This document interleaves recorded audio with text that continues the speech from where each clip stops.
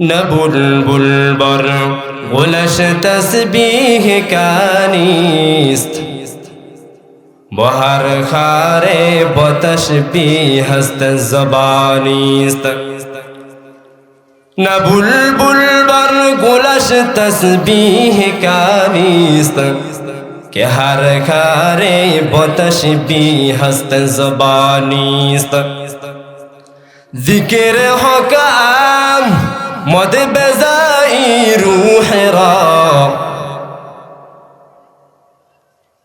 برہما مد ای دل مجروح را لا الہ الا اللہ لا الہ الا اللہ لا الہ الا اللہ لا الہ إلا الله لا إله إلا الله يا رباد باد تربود أزمار باد حق ذات فاكي الله الصماد يا رباد رد رسول جهيم यार ने कुगीर ताया बिनाई আলা ইন্না দুনিয়া মালউনা পৃথিবীর মধ্যে সমস্ত পৃথিবীটা অভিশপ্ত ধ্বংসাত্মক সমস্ত পৃথিবীটা অভিশপ্ত আমালউনুন মা ফিহা আল্লাহ রাসূল হাদিসের দ্বিতীয় অংশে বলছেন এবং দুনিয়ার মধ্যে যা কিছু আছে সব কিছু অভিশপ্ত আমাদেরকে অভিশাপ দিতে থাকে পৃথিবীর সব কিছু যদি অভিশপ্ত হয় দুনিয়াটাও অভিশপ্ত দুনিয়ার মধ্যে যা কিছু আছে সব কিছু অভিশপ্ত তাহলে ভালো কোন জিনিস আল্লাহর রাসূল সাল্লাল্লাহু আলাইহি ওয়াসাল্লাম হাদিসের দ্বিতীয় অংশে বলতেছেন ইল্লা যিকরুল্লাহ আল্লাহ তাআলার জিকির হচ্ছে পৃথিবীর সবচেয়ে বড় জিনিস এবং হাদিসের শেষ অংশে আল্লাহ রাসূল বলেন পৃথিবীর ভালো জিনিসের মধ্যে আরেকটা ভালো জিনিস হচ্ছে ওয়ালিমুন আও মুতাআল্লিম যে শিখায় এবং শিখে ওইটাই হচ্ছে পৃথিবীর সবচেয়ে দামি জিনিস আজকের এই মজমা আল্লাহ তাআলার জিকিরও হবে এবং এখানে উলামায়ে কেরাম শিখবে এবং শিখাবে রাসূলের যে হাদিসে বলা হয়েছে সমগ্র দুনিয়াটা হচ্ছে অভিশপ্ত শুধুমাত্র দুইটি জিনিস ব্যতীত আল্লাহ তাআলার জিকির যেখানে হয় যেখানে আল্লাহ তাআলার দ্বীনের বিধান মানুষকে শেখানো হয় এবং যে শিখে এই দুইটা জায়গা ব্যতীত পৃথিবীর মধ্যে যা কিছু আসে সব কিছু অভিশপ্ত সব কিছু আমাদেরকে অভিশাপ দিতে থাকে তা আজকে আমরা সে এমন একটি মজমার মধ্যে এসেছি যে মজমার ব্যাপারে আল্লাহ রাসূল হাদিসের মধ্যে চারটা বৈশিষ্ট্য বর্ণনা করেছেন এই কোরআনের তাফসীর যেখানে হয় যেখানে আল্লাহর বিধান আলোকপাত করা হয় সেই মজমার গুরুত্ব আল্লাহর রাসূল হাদিসের মধ্যে চারটা গুরুত্ব বর্ণনা করেছেন এক নাম্বার গুরুত্ব হলো আল্লাহর রাসূল বলেন যখন কোন কোরআনের তাফসীর হয় তো হাফাতুহুমুল মালাইকা সমস্ত ফেরেশতারা এক এক করে ওই মজমার চারদিকে চতুর্দিকে ঘিরাও করতে থাকে আর ঘিরাও করতে করতে আসমান পর্যন্ত পৌঁছায়া যায় প্রথম আসমান দ্বিতীয় আসমান তারপর তৃতীয় আসমান এভাবে সপ্তম আকাশ পর্যন্ত ফেরেশতারা আল্লাহর আরশ পর্যন্ত এই মজমাকে ঘিরাও করতে করতে আল্লাহর আরশ পর্যন্ত একের পরে এক ফেরেশতা একজনের কাঁধের উপর একজন বর করে এই মজমাকে ঘিরাও করে রাখে আর পাহারা দিতে থাকে তারপরে আল্লাহর রাসূল বলছেন যে দ্বিতীয় নাম্বার ফজিলত হচ্ছে ফাগাশিয়াতিহুমুর রাহমা এই মজমার মধ্যে যারা বসে আল্লাহ রাব্বুল আলামিন তাদের মাথার উপর রহমত নাজিল করতে করতে একটা পর্যায়ে ওদের মাথার উপর ছাউনি পড়ে যায় এই গেল দ্বিতীয় নাম্বার ফজিলত এই মজমার তৃতীয় নাম্বার ফজিলত আল্লাহ রাসূল হাদিসের মধ্যে বলেন তৃতীয় নাম্বার ফজিলত হলো ওয়ানাজালাত আলাইহিমুস সাকিনা। এই মজমার মধ্যে যারাই বসে আল্লাহ তাআলার রহমত দ্বারা তাদের অন্তরের মধ্যে সান্ত্বনা তৈরি কইরা দেয়।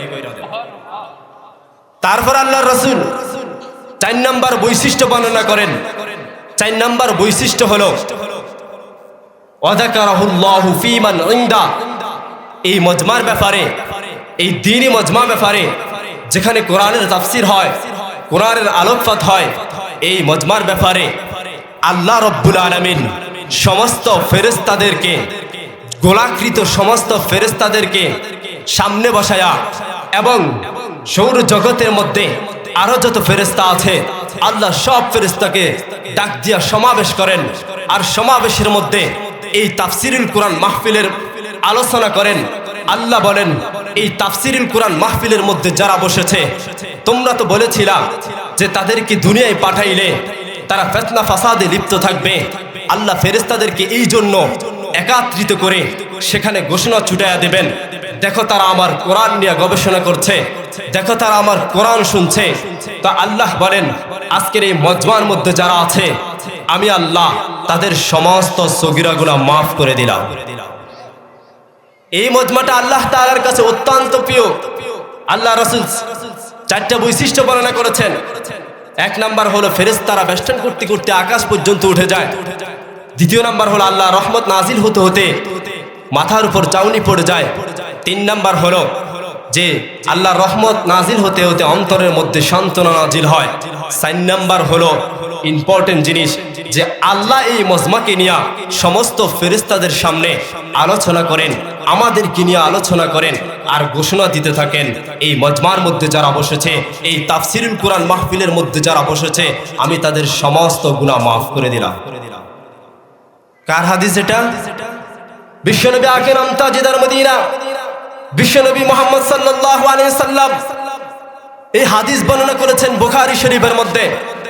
মুসলিম শরীফের মধ্যে সেই একই হাদিস রাসূল বর্ণনা করেছেন। যে মজলিস এতটা গুরুত্বপূর্ণ, আল্লাহ তাআলা আমাদেরকে এই মজলিসে যত দ্বীনি কথা হবে ওই দ্বীনি কথা শুনে নিজেকে আমল করা এবং পরিবারদেরকে আল্লাহ তাআলার বিধান অনুযায়ী সাজানো, কবরের জগতে পরিচিতি নিয়ে যেন যেতে পারি, সেই তৌফিক দান করুন।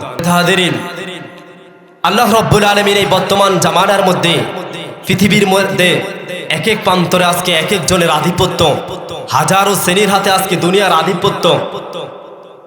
এখনো বর্তমান সময়ে তাকাইলে দেখা যাবে আজকের ঈদগাহ ময়দানে তাফসীরুল কোরআন মাহফিল হচ্ছে।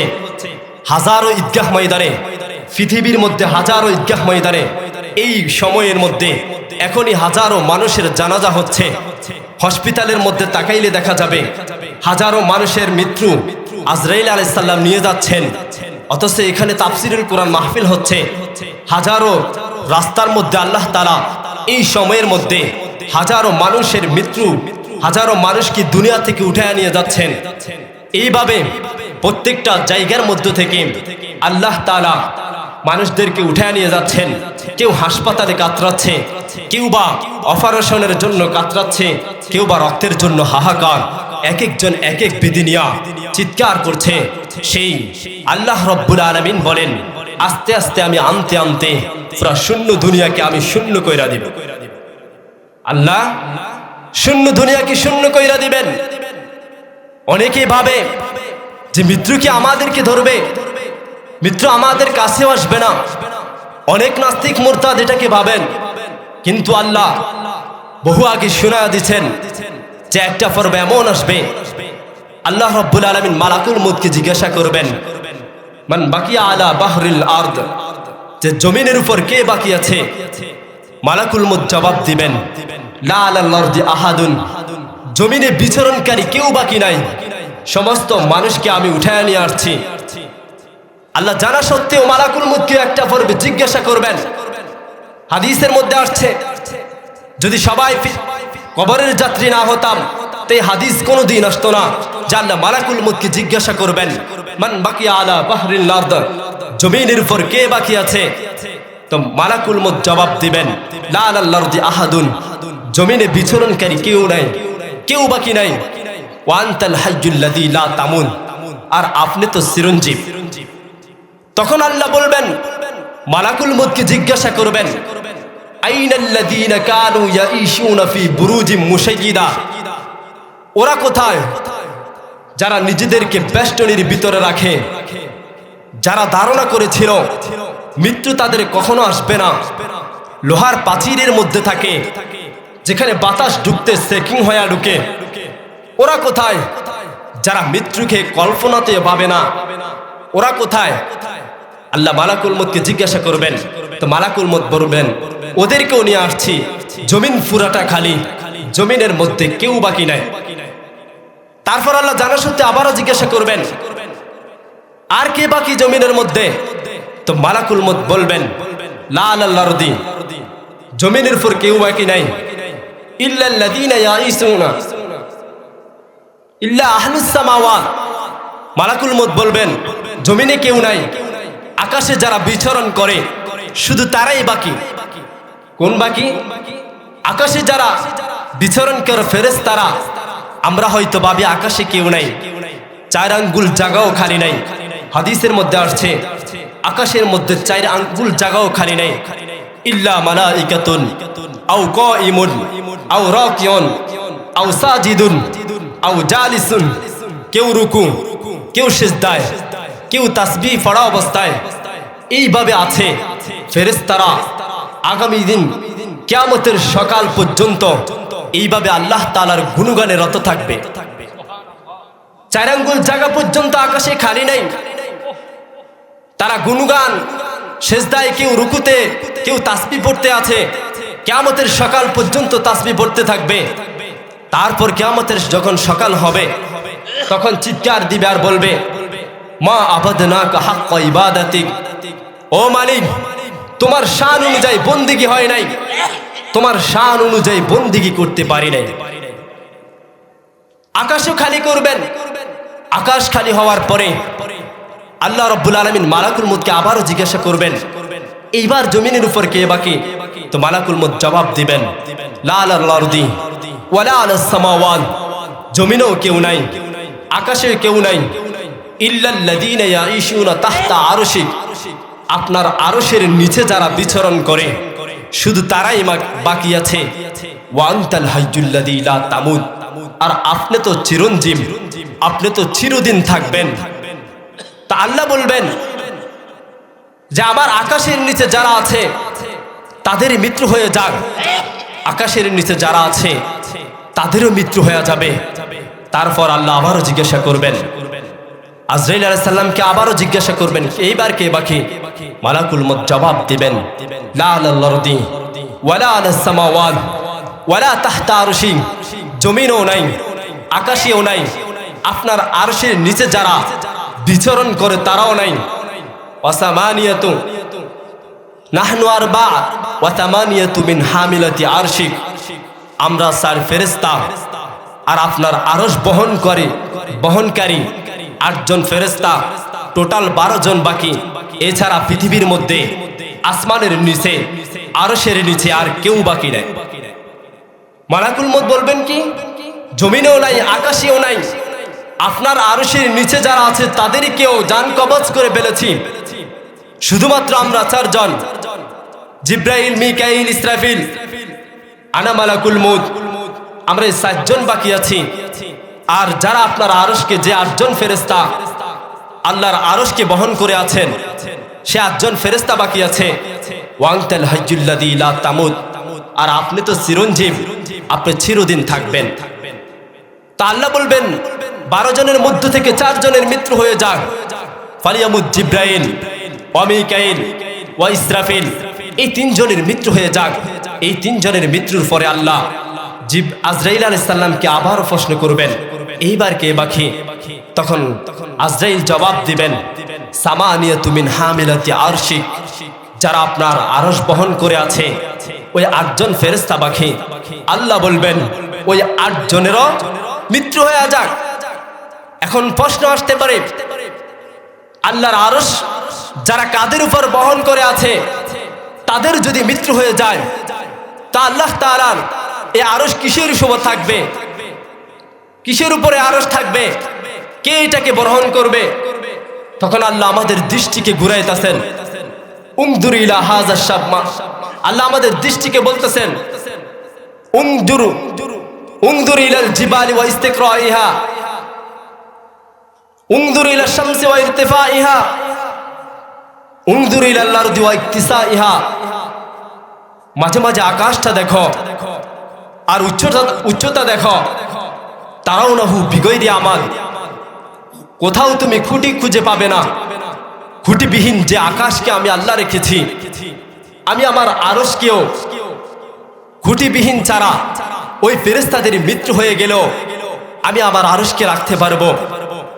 পাহাড়কে যেরকম আমি স্থির রেখেছি, ওই পাহাড়ের মতো আমি আমার আরশ রাখতে পারবো। জমিনকে পানির উপর যেরকম বিছায়া রেখেছি, লড়াচড়া করতে হুকুম দিই নাই, আমি আমার আরশকে রাখার ক্ষমতা আছে। তো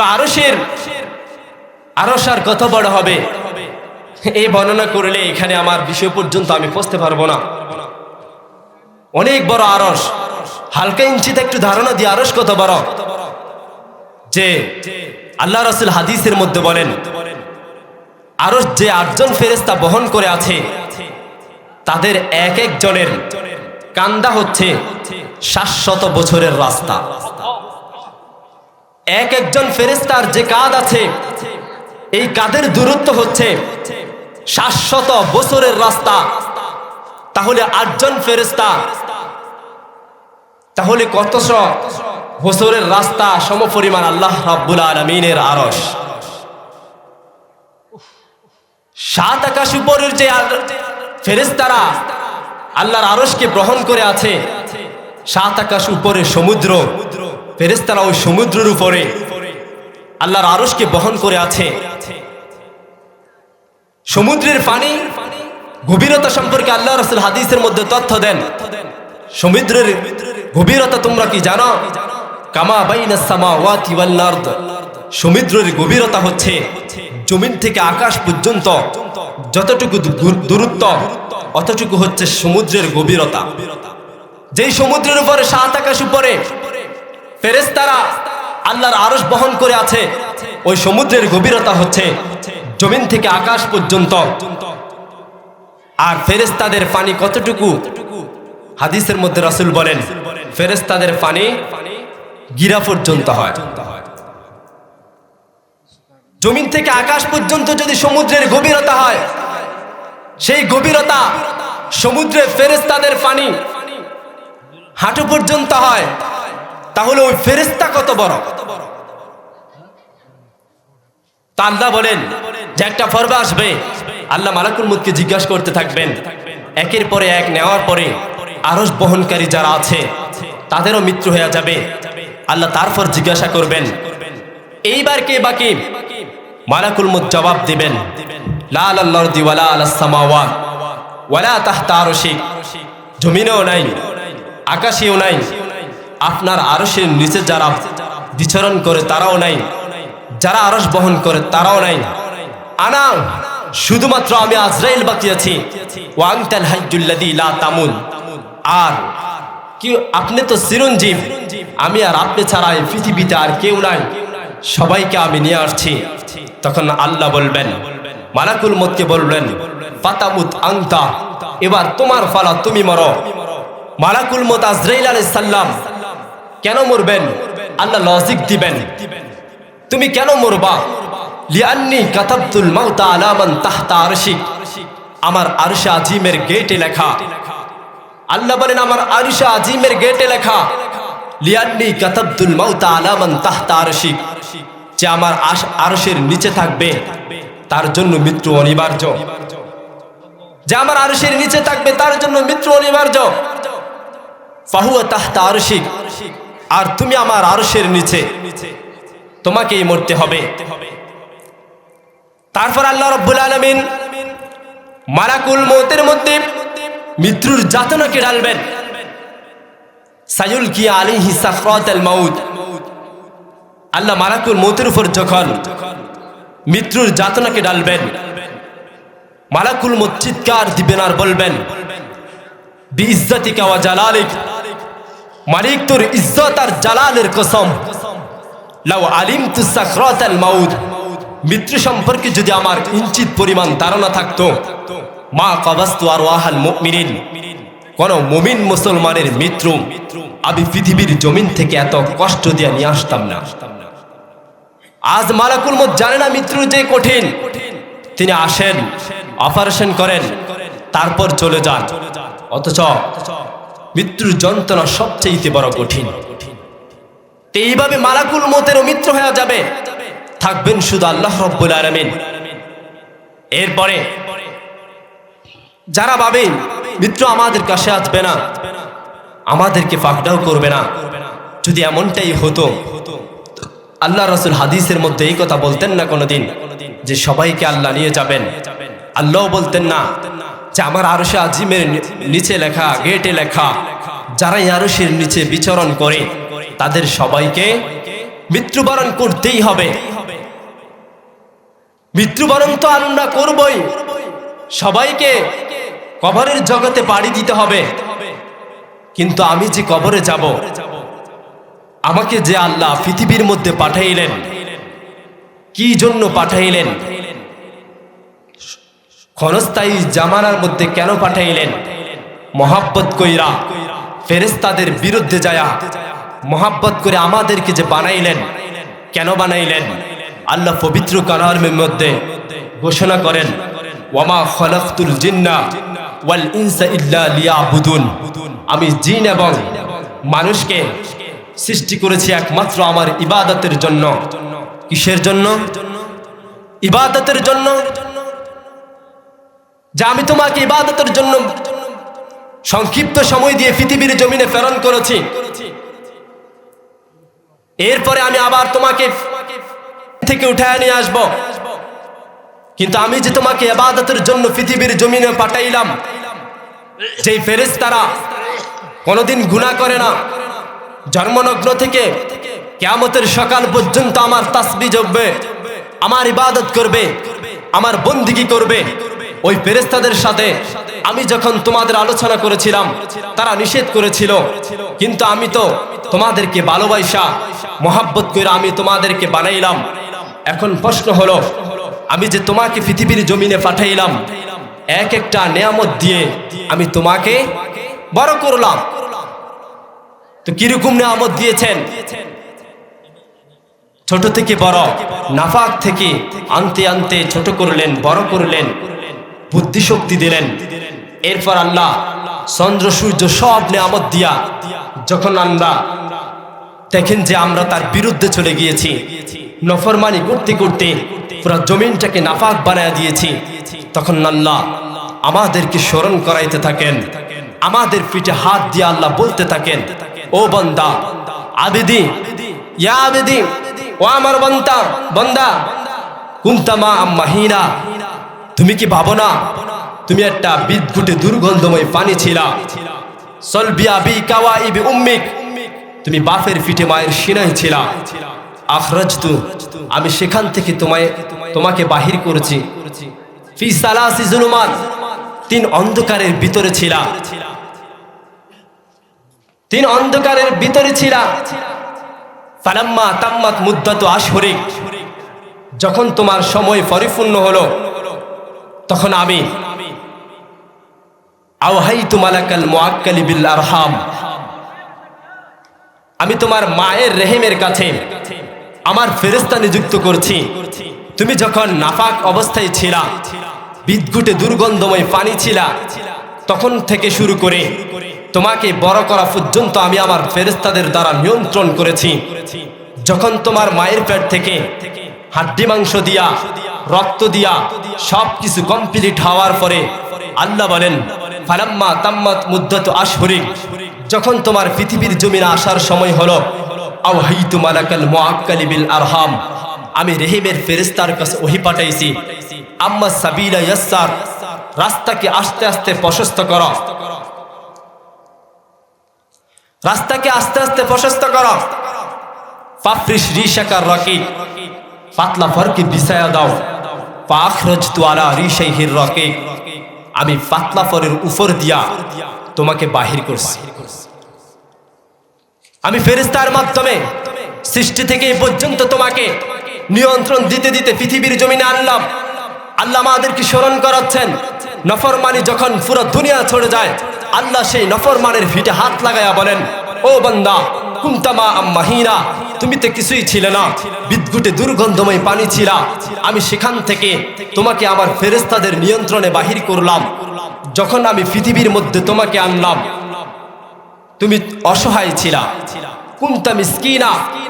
আল্লাহ বলেন হাদিসে কুদসির মধ্যে, কুনতা মিসকিনা, যখন তুমি পৃথিবীর জমিনে আসলা, তোমার মতো অসহায় এই পৃথিবীর জমিনে আর কেউ ছিল না। তা আল্লাহ যে কিরকম অসহায় ছিলাম, আল্লাহ চিত্র তৈলা ধরতেছেন। আল্লাহ বলেন ফালা আলাকা সিন্নুন তাহতা, তোমার দাঁত ছিল কিন্তু কাটার ক্ষমতা ছিল না। ওয়ালা আলাকা উযুনুন তাসমা, কান ছিল কিন্তু তোমার শোনার ক্ষমতা ছিল না। ওয়ালা আলাকা আকুলুন তুমাইয়িজ, মুখস্থ ছিল কিন্তু ভালো মন্দ কি জিনিস তুমি বুঝতে না। ওয়ালা আলাকা আকুলুন তুমাইয়িজ, যে তোমার মগজ ছিল ভালো মন্দ কি জিনিস তুমি বুঝতে না।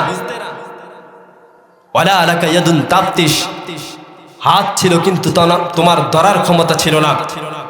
ওয়ালা আলাকা রিজুলুন তামশি, পাও ছিল কিন্তু চলার ক্ষমতা ছিল না। তুমি এরকম অসহায় ছিলা, তুমি কিছুই করতে পারতা না। মায়ের পেট থেকে আসার পরে তুমি পৃথিবীর মধ্যে সবচেয়ে অসহায় ছিলা, তোমার কিছুই ছিল না। দাঁত ছিল, ক্ষমতা ছিল না। কান ছিল, শোনার ক্ষমতা ছিল না। আকল শক্তি ছিল কিন্তু বুঝার ক্ষমতা আল্লাহ দেয় নাই।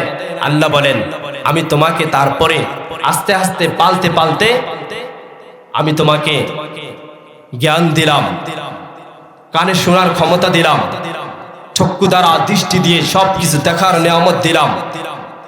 তারপর আমি তোমাকে চলার ক্ষমতা দিলাম, হাত দ্বারা ধরার ক্ষমতা দিলাম।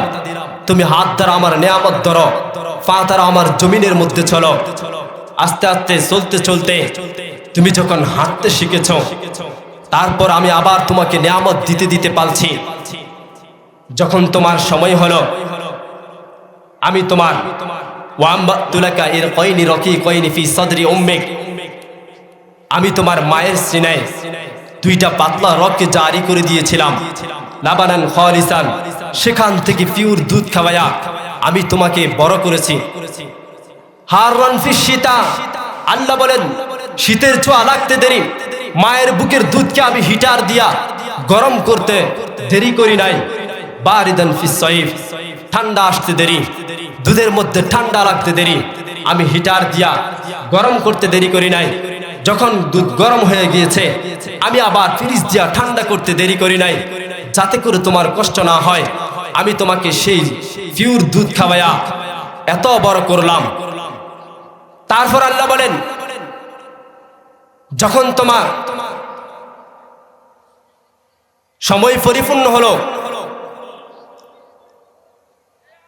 ওয়াস্তাদ্দাদ আজদু তাম্মাত মুদ্দাতু আশহুরিক, যখন তুমি সুঠাম দেহের অধিকারী হয়ে গেলা, টকবগে যুবক হয়ে গেলা, তখন আল্লাহ বলেন আমি তোমাদেরকে ওয়াস্তাদ্দাদ আজদু, হাড্ডি মাংসকে শক্ত করে দিয়েছি। আল্লাম তুকা মালাম তালাম, তুমি যা জানতে না আমি সব কিছু তোমাকে জানায়া দিয়েছি, সব কিছু জানায়া দিলাম।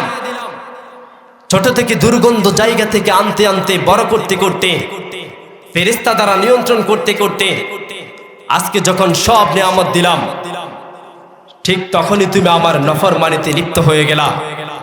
জমিনের উপর বিচরণ করো তাকাব্বুরি দিয়া, জলমের অন্ধকার ছড়ায়া দাও, জানা বেবিচার লিপ্ত করতে করতে পুরো আমার আরশটাকে কাঁপায়া দাও, পুরো জমিনটা পর্যন্ত কাঁপতে থাকে তোমার জলমের কারণে, তোমার জিনার কারণে।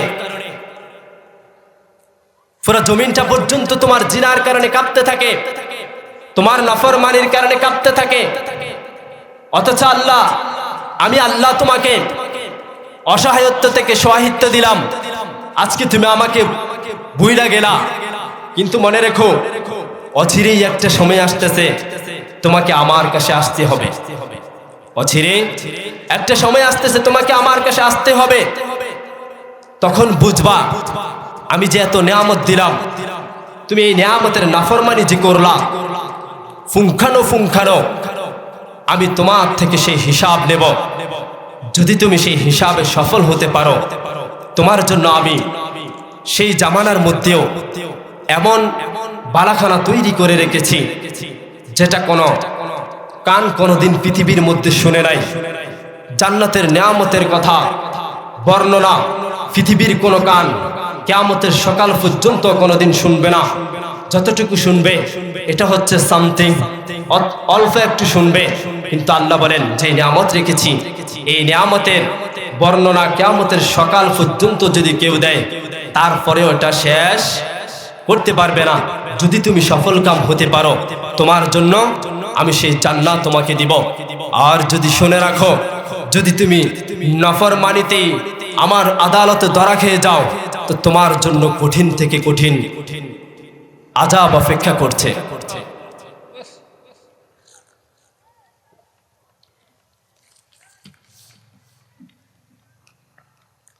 আযাব অপেক্ষা করছে। এই জন্য আল্লাহ রাব্বুল আলামিন বলেন, আমি একটা সময় আইসা তোমাদের থেকে হিসাব নেব। যদি তোমরা আমার হিসাবের মধ্যে গডমিল খেয়ে যাও, আমার হিসাব যদি অ্যাকিউরেট করে না দিতে পারো, কাল কিয়ামতের ময়দানে উত্তপ্ত আগুনের মধ্যে তোমাকে আমি নিক্ষেপ করব। ও নবীর আশিকের দল, দুনিয়াটা মানুষের জন্য, মুমিনদের জন্য দুনিয়া হলো জেলখানা, আর কাফের মুশরিকদের জন্য দুনিয়া হলো বেহেশতখানা। দুনিয়ার জীবন কোনো জীবন না, আখিরাতের জীবন হলো সবচেয়ে বড় জীবন। এই জন্য মুমিন যত কষ্ট আছে দুনিয়ার বুকে করে নাও। ও মুমিন, যত কষ্ট আছে তুমি দুনিয়ার মধ্য থেকে করে নাও, তাহলে আখিরাতের মধ্যে তোমার শান্তি শুরু হবে, আর কোনোদিন শেষ হবে না, শেষ হবে না। দুনিয়ার যে জীবন, দুনিয়ার যে কষ্ট, এটা কোনো কষ্ট না। সূর্যের গরম কোনো গরম না। 9,30,00,000 মাইল উপর থেকে সূর্যের যে তাপ হয়, ওই তাপ তুমি সহ্য করতে পারো না। কিন্তু কাল কিয়ামতের ময়দানে আমি আল্লাহ ওই সূর্যকে হুকুম দেব মাথার উপর পর্যন্ত চলে আসার জন্য। হাদিসের মধ্যে বলেন 1 বিঘত মাথার উপর সূর্যগুলো চলে আসবে। একটা সূর্য না, এক এক করে 12টা সূর্য আমাদের মাথার 1 বিঘত উপরে থাকবেন। যখন আল্লাহ সূর্যকে 1 বিঘত মাথার উপরে নিয়ে আসবেন, হাদিসের মধ্যে রাসূল বলেন তখন গুনাহগার উম্মতের মগজগুলা টাকবাক করতে থাকবে। ভাতের মাঠ, যখন ভাত রান্না করলে যেরকম মাঠগুলা টকবক করতে থাকে, টকবক করতে থাকে, কাল কিয়ামতের ময়দানে সূর্য যখন মাথার উপরে নিয়ে আসবে, গুনাহগার উম্মতের মাথার মগজগুলা সেই ভাতের মাঠের মতো টকবক করতে থাকবে। আল্লাহ রাব্বুল আলামিন বলেন এই দুনিয়ার মধ্যে কিছুই থাকবে না। বিল্ডিং থাকবে না, এই জমিনটা থাকবে না, আসমান থাকবে না, পাহাড়গুলো আল্লাহ তুলার মতো উঠতে থাকবে। আল্লাহ বলেন এই পুরা জমিনটাকে আমি সমতল বানায় দিব। পাহাড় থাকবে না, আকাশ থাকবে না, তোমাদের পাশে রেখিত দালান কোটা কিছুই থাকবে না, সব কিছু নিঃশেষ করে দেব। এবং আমি এই দুনিয়াটাকে পুরাটা সমতল বানায় দেব। সমতল বানায়া আল্লাহ রাব্বুল আলামিন কাল কিয়ামতের ময়দানে বর্তমান সিরাজে জায়গা আছে, ওই জায়গার মধ্যে আল্লাহ রাব্বুল আলামিন বিচার কার্যালয় দাঁড় করাবেন। আল্লাহর বিচার কার্যালয় হবে বর্তমান সিরিয়া যেখানে, ওখানে আল্লাহর বিচার কার্যালয়, আদালত হবে, আল্লাহর সিংহাসনকে ওখানে বসানো হবে। তারপর আল্লাহ রাব্বুল আলামিন বলেন, দুইজন ফেরেশতার মাধ্যমে আমি সমস্ত দুনিয়ার মানুষকে ওই জায়গায় আমি একত্রিত করব। একত্রিত করার পরে আল্লাহ রাব্বুল আলামিন বলেন, আমি সমস্ত মানুষকে একত্রিত করার পরে এক একজন করে হিসাব নেব। এই হিসাবের সময়টা জোহর থেকে ফজর পর্যন্ত যে সময়টুকু আছে, এই সময়ের মধ্যে আমি সমস্ত হিসাব কমপ্লিট করে ফেলব। অথচ আমাদের চাঁদপুর জেলার মধ্যে, থানার মধ্যে একটা মামলা করলে 50,000 বছর পর্যন্ত চলে যায়, কিন্তু মামলা শেষ হয় না। যত নতুন করে টাকা দিলে মামলা নতুন করে সাজতে থাকে, কিন্তু শেষ হয় না। অথচ আল্লাহ রাব্বুল আলামিন কাল কিয়ামতের ময়দানে লক্ষ লক্ষ কোটি কোটি সহস্র মানুষের হিসাব আধা বেলা সময়ের মধ্যে কিভাবে কমপ্লিট করবেন। জোহর থেকে ফজর পর্যন্ত এই সময়ের মধ্যে আল্লাহ রাব্বুল আলামিন সমস্ত সহস্র কোটি মানুষের হিসাব কমপ্লিট করে ফেলবেন। আল্লাহ বলেন, ও দুনিয়ার ইমানদারেরা, ও আমার বান্দারা, এটা তোমার চিন্তার বাইরে, তোমার ধারণার বাইরে। আল্লাহ বলেন, যেটা আমার বান্দার ধারণার বাইরে বোঝা সম্ভব, আমি আল্লাহর কুদরত দ্বারা সেটা সম্ভব। লক্ষ কোটি মানুষের হিসাব আল্লাহ আধা বেলার মধ্যে কমপ্লিট করে ফেলবেন, কিন্তু জাররা জাররা করে প্রত্যেক জন থেকে আল্লাহ হিসাব নেবেন, কেউ নিস্তার পাবে না। সবার হিসাব আল্লাহ নেবেন। আল্লাহ বলেন, এই স্বল্প সময়ের মধ্যে আমি সব কমপ্লিট করে ফেলব। এই জন্য কবি বলেন, কাদেরে কুদরত দারি বরকামাল, আনতা রব্বি আনতা হাসবি যুল জালাল। কাদেরে কুদরত দারি বরকামাল, আনতা রব্বি আনতা হাসবি যুল জালাল। তু হি কাদের দলিলুল্লাহ জাহাদার, বহর হালে তুহি মেরি নেগাহদার। আল্লাহ বলেন, আমি সব কিছু আমার কুদরত দ্বারা সম্ভব। আমি কাল কিয়ামতের ময়দানে জাররা জাররা করে তোমাদের থেকে হিসাব নেব। এই জন্য আমাদের দায়িত্ব, আল্লাহ বলেন, ও মুসলমান বান্দারা, ও মুসলমান অভিভাবকেরা, তোমাদের দায়িত্ব হলো পাঁচটা। কয়টা? আল্লাহ বলেন, তোমাদের দায়িত্ব হলো পাঁচটা। এক নম্বর দায়িত্ব হলো নিজেকে জাহান্নামের আগুন থেকে বাঁচাও।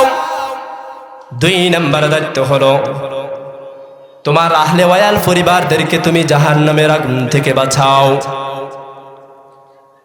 তিন নম্বর দায়িত্ব হলো তোমার পাড়াপড়শিদেরকে জাহান্নামের আগুন থেকে বাঁচাও। চার নম্বরে আল্লাহ বলেন, তুমি তোমার সমাজকে জাহান্নামের আগুন থেকে বাঁচাও।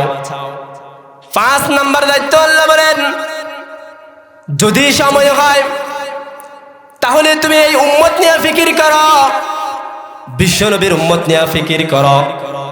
তাহলে উম্মত নিয়ে ফিকির করার সিরিয়াল নাম্বার হলো 5।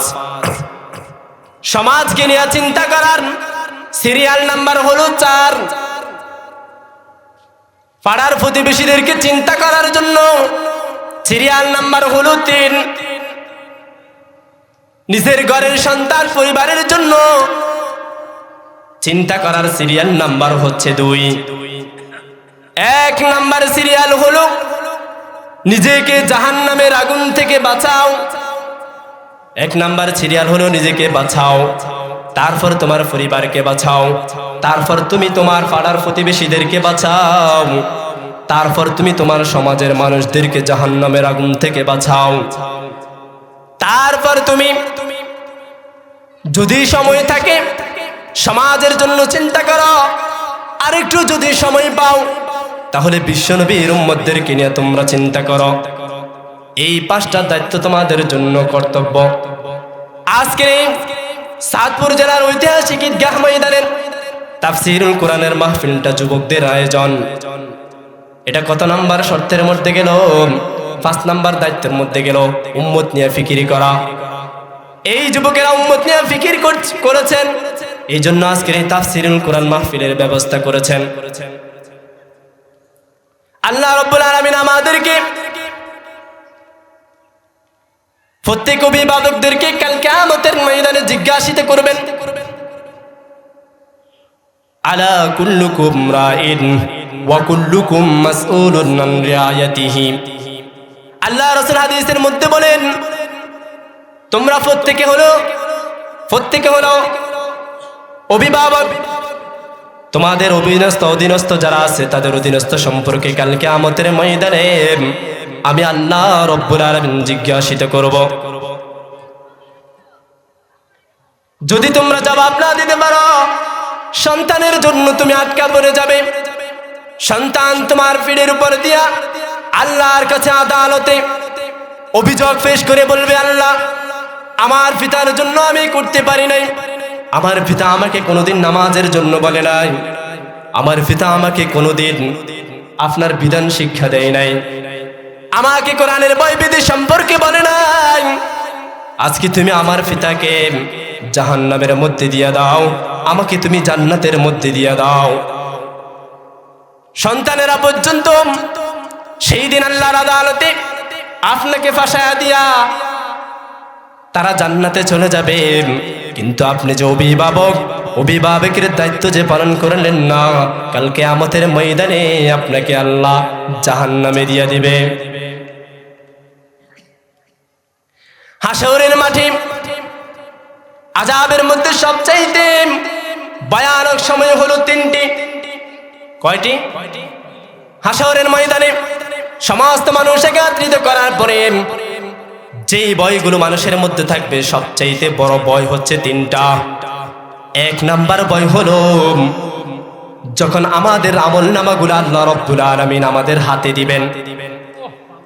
যখন আমলনামাগুলো আমাদের হাতে দিবেন তখন চিৎকার দিতে থাকবে আর ভয়ে বলতে থাকবে, মালিক, আজকের দিনে আমি মাকে চাই না, আজকের দিনে আমি বোনকেও চাই না, আজকের দিনে আমি আমার বাবাকেও চাই না। আসআলুকা নাফসি আসআলুকা নাফসি, আজকের দিনে তুমি আমাকে বাঁচাও, আমাকে বাঁচাও, এইভাবে চিৎকার করতে থাকবে। তাহলে 1 নাম্বার হলো হাসরের ময়দানে 3টা কঠিন সময়ের মধ্যে একটা সময় হলো যখন আমলনামাগুলো আমাদের হাতের মধ্যে দিবেন, তখন আমাদের কঠিন পরিস্থিতি হয়ে যাবে। বাপকেও চাবে না, মাকেও চাবে না, সবাইকে ভুলে যাবে, কাউকে মনে পড়বে না। আসআলুকা নাফসি বলে চিৎকার দিতে থাকবে আর আল্লাহকে বলবে, আল্লাহ, তুমি আমাকে বাঁচাও, আমাকে বাঁচাও, এইভাবে চিৎকার দিতে থাকবে।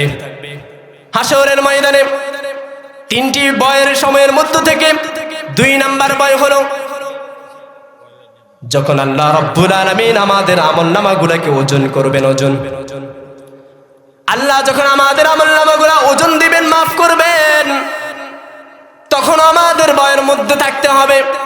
চিৎকার দিবে আর বলতে থাকবে, মাকেও চাই না, বাপকেও চাই না, মাকেও চিনি না, বাপকেও চিনি না, এলাকার কোনো বন্ধু বান্ধবকেও আমি চিনি না, আজকে তুমি আমাকে বাঁচাও, আমাকে বাঁচাও। 3 নাম্বার হাসরের ময়দানে কঠিন সময়ের 3টি কঠিন সময়ের মধ্যে 3 নাম্বার সময় হলো যখন আমরা পুলসিরাতের কাছে যাব, তখন সেই সময়টা এত কঠিন থেকে কঠিন হবে। আল্লাহ বলেন, আমি ওই পুলসিরাতের নিচে জাহান্নামকে তৈরি করে রেখেছি, ওই পুলসিরাতের নিচে যেই ব্যক্তি ওই ফুলসিরাত দিয়া পার হতে পারবে সেই আমার তৈরিকৃত জান্নাতের মধ্যে প্রবেশ করবে। আর সেই হিসাবের মধ্যে গডমিল খাবে, আমার নিয়ামতের হিসাব দিতে পারবে না, সেই ফুলসিরাত পার হতে পারবে না, জাহান্নামে পড়ে যাবে, বাঁচার কোনো উপায় নাই। এই যে এখানে তিনটা ভয়ের কথা বলেছেন, তিনটা জায়গার মধ্যে আকে নাম তাজদার মদিনা বিশ্বনবী মুহাম্মদ সাল্লাল্লাহু আলাইহি ওয়াসাল্লাম এই উম্মতদেরকে নিয়ে তিনটা জায়গার মধ্যে থাকবেন।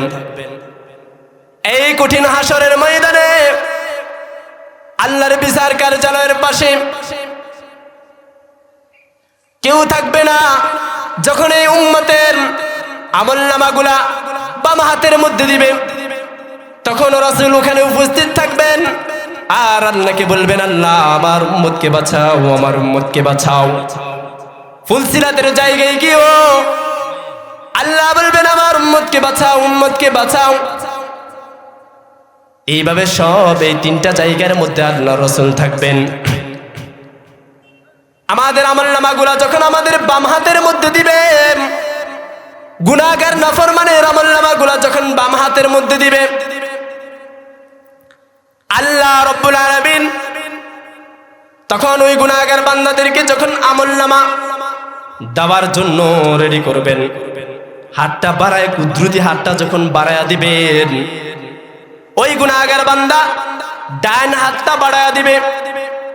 তখন আল্লাহ রব্বুল আলামিন আদেশ করবেন, ও আমার জাহান্নামের ফেরেশতারা, এই গুনাহগার বান্দার ডান হাতটাকে তোমরা গাড়ের সাথে তুমি বেঁধে দাও। ডান হাতটাকে আল্লাহ এই গাড়ের সাথে মজবুত করে জাহান্নামের শিকল দ্বারা বেঁধে দিবে। তারপর আল্লাহ রাব্বুল আলামিন বলেন,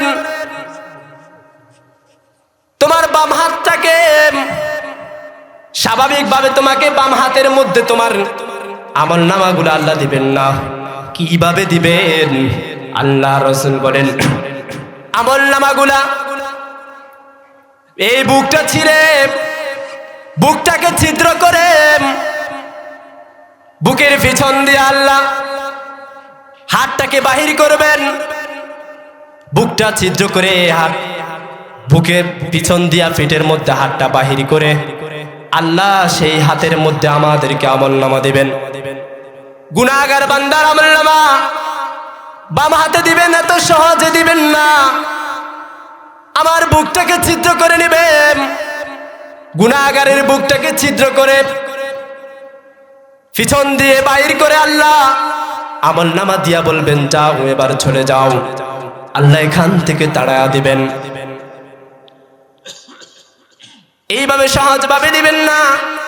এই কঠিন তিনটা সময়ের মধ্যে হাসরের ময়দানে কি ভয়ানক হবে কোন নবী বলবে না।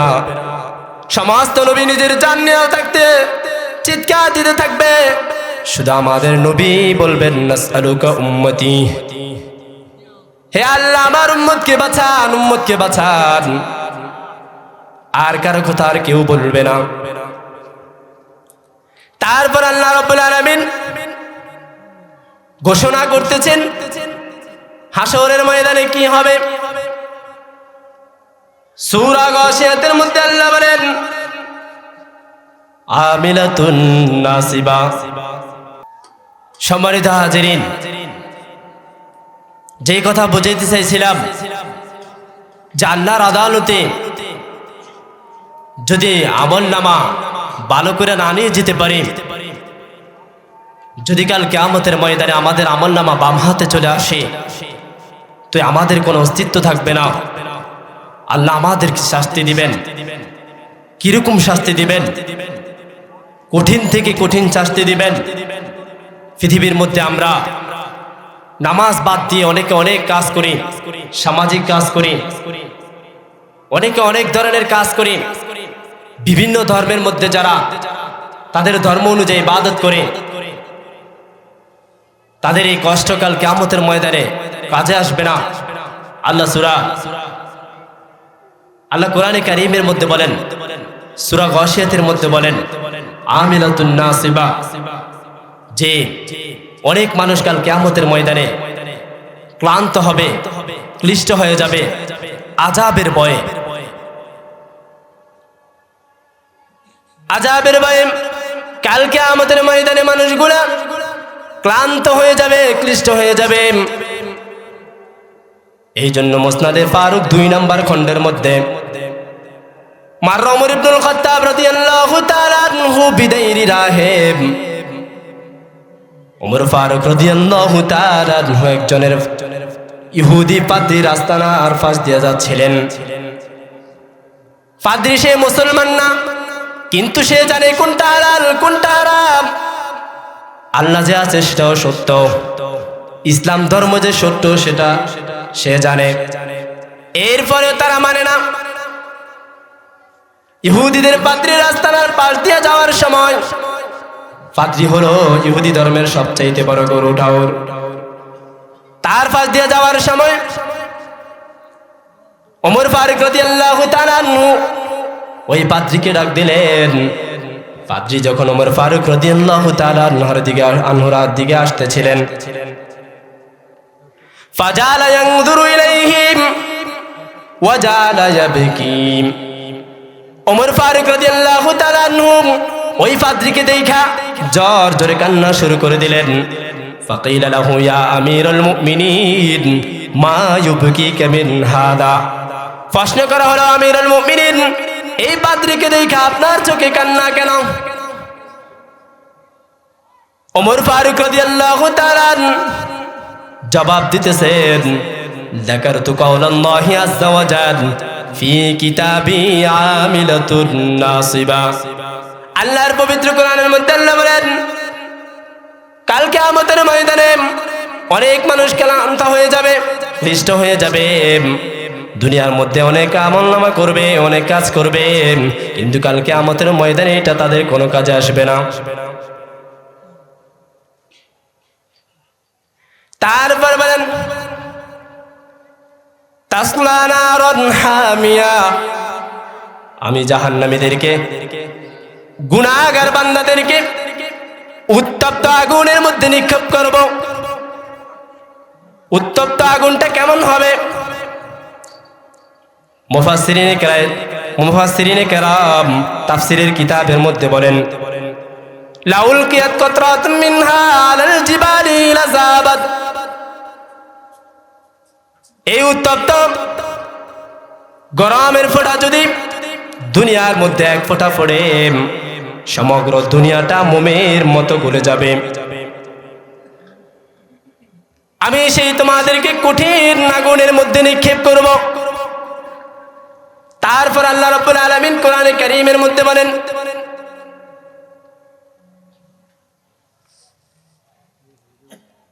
আল্লাহ রাব্বুল আলামিন গুনাহগারদেরকে কাল কিয়ামতের ময়দানে কোনো খাদ্য দিবেন না, ইল্লা মিন দরিম। কোরআনে দরি নামক খাদ্যটার কথা বলা হয়েছে। দরি নামক খাদ্যটা হলো 3টা বৈশিষ্ট্য সম্পূর্ণ। আমার রুমিনাস সাবির, পৃথিবীর সবচাইতে বড় তিতাম ওই তিক্ত খাবারটা আল্লাহ জাহান্নামীরা যখন খাবার খাবে, ওই তিক্ত খাবারটা আল্লাহ জাহান্নামীদেরকে দিবেন। এই দরি নামক খাদ্যের 2 নম্বর বৈশিষ্ট্য হলো ওয়াংতানু মিনাল জিবা, মৃত ফস্তে যেই দুর্গন্ধ হয়, ওরকম দুর্গন্ধ, এর চাইতে বড় দুর্গন্ধ হচ্ছে ওই দরি নামক খাদ্যটা। ওয়াশাদ্দু হাররাম মিনান নার, এটা এত গরম, এত গরম, পৃথিবীর মধ্যে এর চাইতে বড় আর গরম কিছু নাই। এই 3টা বৈশিষ্ট্য সম্পূর্ণ খাদ্যর নাম কাল কিয়ামতের ময়দানে জাহান্নামীদেরকে দিবেন, খাওয়াবেন। তারপরে এটা তারা সহ্য করতে না পারে, তারা তখন ফায়াকুলুনা, একে অপরকে বলবে, উদু খাজানাতা জাহান্নাম, জাহান্নামের মালিক প্রহরীদেরকে ডাক দাও। জাহান্নামীদেরকে যখন ডাক দিবে, জাহান্নামের মালিক যারা প্রহরী আছে তাদেরকে ডাক দিবে। তারা বলবেন, আলাম তাকু তাতিকুম রুসুলুকুম বিল বাইয়িনাত, রাসূলরা কি দুনিয়ার মধ্যে আসে নাই? তোমাদেরকে কি জাহান্নামের ভয় দেখায় নাই? আল্লাহর জান্নাতের কথা কি তোমাদেরকে বলে নাই? তারা বলবে বালা এসেছিল, তাহলে মানো নাই কেন?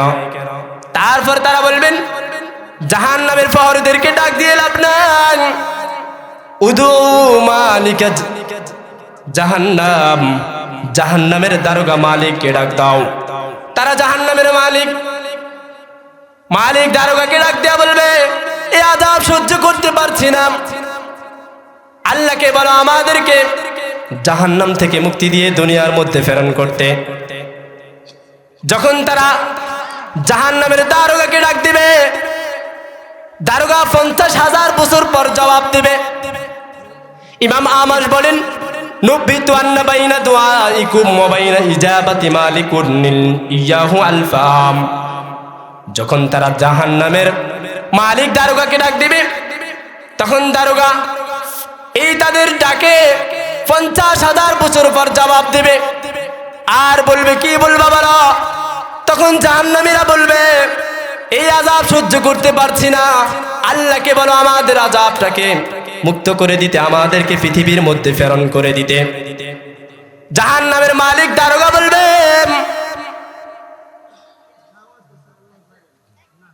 আর কথা বলবা না, চুপচাপ আযাব ভোগ করো।